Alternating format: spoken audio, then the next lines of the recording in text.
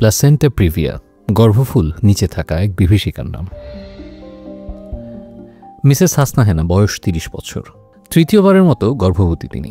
ওনার গর্ভকাল যখন 20 সপ্তাহ চলে তখন আল্ট্রাসোনোগ্রাম করে ডায়াগনোসিস করা হয় যে তার কমপ্লিট বা সেন্ট্রাল প্লাসেন্টা প্রিভিয়া বা ওনার গর্ভফুল জরায়ু মুখের উপর বসে আছে। পুনরায় আবার 37 সপ্তাহ গর্ভকালেও একই ডায়াগনোসিস হলে ওনার গর্ভফুল পুরোটাই জরায়ু মুখকে ঢেকে আছে। ওনার যেহেতু আগের দুটাই সিজার, তাই এবারও সিজারিয়ান ডেলিভারির মাধ্যমেই বাচ্চা বের করতে হবে। তবে এই তৃতীয় গর্ভাবস্থা আগের দুটি গর্ভাবস্থার চেয়ে অনেক বেশি ঝুঁকিপূর্ণ। এর মাঝে গর্ভাবস্থায় 22 সপ্তাহ এবং 31 সপ্তাহের মাথায় হেনার 2বার রক্তক্ষরণ হয়েছিল। তবে সেগুলো ততটা ঝুঁকিপূর্ণ ছিল না এবং হাসপাতালে কনজারভেটিভ চিকিৎসার মাধ্যমে তা বন্ধ করা হয়েছিল। হেনার যেহেতু সেন্ট্রাল প্লাসেন্টা প্রিভিয়া, তাই চিকিৎসক সিজারের পূর্বে আল্ট্রাসোনোগ্রাম করে আবারও নিশ্চিত হলেন যে হেনার শুধু যে প্লাসেন্টা প্রিভিয়া তাই নয়, বরং এর সাথে প্লাসেন্টা পারস্ট্রেটাও আছে। এটা প্লাসেন্টা প্রিভিয়ার একটি জটিল ভ্যারিয়েন্ট, যেখানে গর্ভফুল জরায়ুর মায়োমেট্রিয়াম ভেদ করে প্রস্রাবের থলি বা ব্লাডার পর্যন্ত ঢুকে যেতে পারে। অবশেষে হেনার গর্ভকাল 37 সপ্তাহ পূর্ণ হলে সিজার সম্পন্ন হলো। সিজারের সময় একজন এক্সপার্ট অ্যানেস্থেসিস্ট জেনারেল অ্যানেস্থেশিয়ার মাধ্যমে অপারেশন শুরুর পরামর্শ দিলেন। সিজারের সময় গর্ভফুল আর জরায়ু থেকে আলাদা করা যায়নি এবং অতিরিক্ত রক্তক্ষরণ শুরু হলে চিকিৎসক হেনার জীবন বাঁচাতে জরায়ু ফেলে দেওয়ার সিদ্ধান্ত নেন এবং সিজারের সাথে জরায়ুর অপারেশন করে হেনাকে অনেকটা ঝুঁকিমুক্ত করেন। অবশ্য এই সব ধরনের পরিস্থিতি হেনার পরিবার এবং তার স্বামীর সাথে পূর্বেই আলোচনা করা হয়েছিল। অপারেশনকালীন 4 ব্যাগ এবং অপারেশন পরবর্তী আরও 2 ব্যাগ রক্ত দিয়ে হেনাকে স্টেবল করা হলো। অপারেশনের 5ম দিনে হেনার ছুটি নিয়ে বাড়ি গেল। যেহেতু অপারেশনের সময় হেনার জরায়ু অপারেশনের প্রয়োজন হয়েছিল, তাই ব্ল্যাডার বা মূত্রথলি ইনজুরি হয়েছিল অপ্রত্যাশিতভাবে। ফলে তাকে তার প্রস্রাবের রাস্তায় ক্যাথেটার 14 দিন রাখার পরামর্শ দেওয়া হয়েছিল। এই কেস সিনারিও সহজেই প্লাসেন্টা প্রিভিয়ার জটিল দিক এবং অপারেশন পরবর্তী জটিলতার অনেকগুলো দিকই ফুটিয়ে তুলছে। হেনার জন্য 6 ব্যাগ রক্ত লেগেছিল। আবার অনেক কেস রিপোর্ট আছে যেখানে 24 ঘন্টায় 19 ব্যাগ বা তার চেয়ে বেশি রক্তের প্রয়োজন হয়েছিল রোগীকে বাঁচানোর জন্য। আসুন তাহলে জেনে নেই এই গর্ভাবস্থায় প্লাসেন্টা প্রিভিয়া বা গর্ভফুল নিচের দিকে কেন থাকে।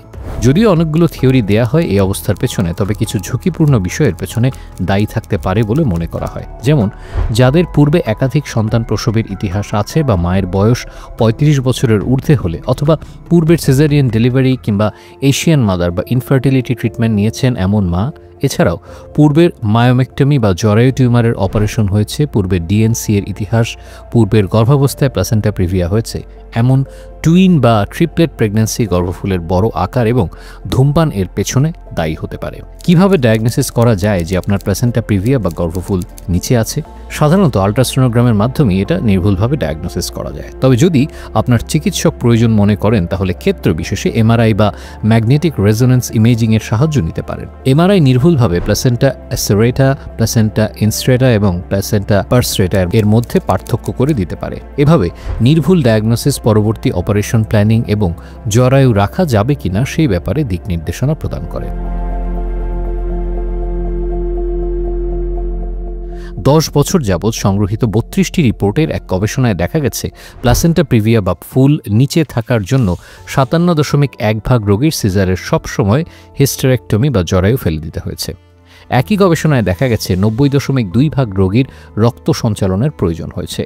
10.8% রোগীর মূত্রথলি বা ব্লাডার অথবা মূত্র সংগ্রাহক নালী বা ইউরেটার ইনজুরি হয়েছে। 23.6% রোগীর পুনরায় অপারেশনের প্রয়োজন হয়েছে। 41% রোগীর ইনসেন্টিভ কেয়ার ইউনিট বা আইসিইউতে ভর্তি করা লেগেছে। এই গবেষণায় 8.9% মা মৃত্যুবরণ করেছে অপারেশনকালীন বা অপারেশন পরবর্তী জটিলতার কারণে।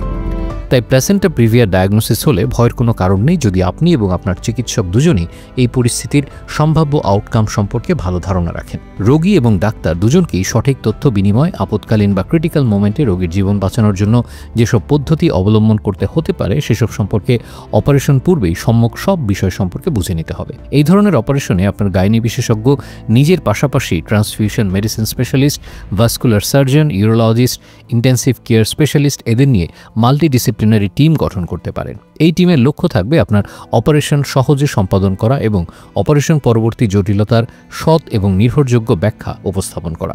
এতে রোগী এবং ডাক্তারের পারস্পরিক ভুল বোঝাবুঝি অনেকটা এড়ানো যায়। প্লাসেন্টা প্রিভিয়াতে জটিলতা হবেই এটা ধরে নিয়ে সেই অপারেশনের সকল জটিলতা এড়ানোর জন্য এক্সপার্ট টিমওয়ার্কের কোনো বিকল্প নেই। আপনার প্লাসেন্টা প্রিভিয়া বা গর্ভফুল নিচে সংক্রান্ত অভিজ্ঞতা থাকলে আমাদের সাথে শেয়ার করতে পারেন। The good surgeon knows how to operate, the better surgeon knows when to operate, the best surgeon knows when not to operate.